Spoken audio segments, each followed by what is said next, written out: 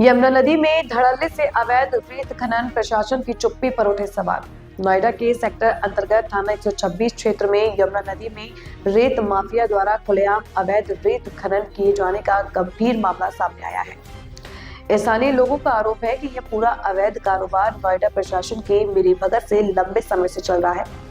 तभी अब तक न कोई ठोस कार्रवाई हुई है और न ही खनन पर रोक लगाई गई। सूत्रों के अनुसार रात के अंधेरे से लेकर दिन दहाड़े तक भारी वाहनों और मशीनों के जरिए यमुना नदी से रेत निकाली जा रही है। नदी के किनारे पर गहरे गड्ढे हो चुके हैं, जिससे न सिर्फ नदी का प्राकृतिक प्रवाह प्रभावित हो रहा है, बल्कि आसपास के इलाकों में भू धसाव और बाढ़ का खतरा भी लगातार बढ़ता जा रहा है। स्थानीय नागरिकों का कहना है कि कई बार इस अवैध खनन की शिकायत पुलिस और प्रशासनिक अधिकारियों से की गई, लेकिन हर बार मामले को नजरअंदाज कर दिया गया। लोगों का आरोप है कि रेत माफिया बेखौफ होकर काम कर रहे हैं, जिससे साफ जाहिर होता है कि उन्हें कहीं न कहीं सरकारी संरक्षण प्राप्त है।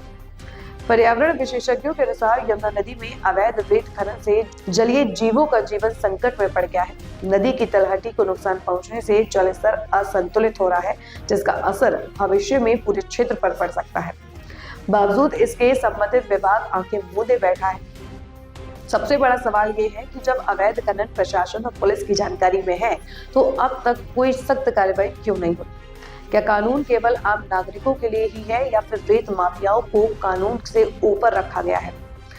स्थानीय सामाजिक संगठनों और पर्यावरण प्रेमियों ने चेतावनी दी है कि यदि जल्द ही यमुना नदी में हो रहे अवैध रेत खनन को नहीं रोका गया, तो वे इस मुद्दे को जन आंदोलन के रूप में देंगे और मामले को उच्च अधिकारियों व न्यायिक स्तर तक ले जाएंगे।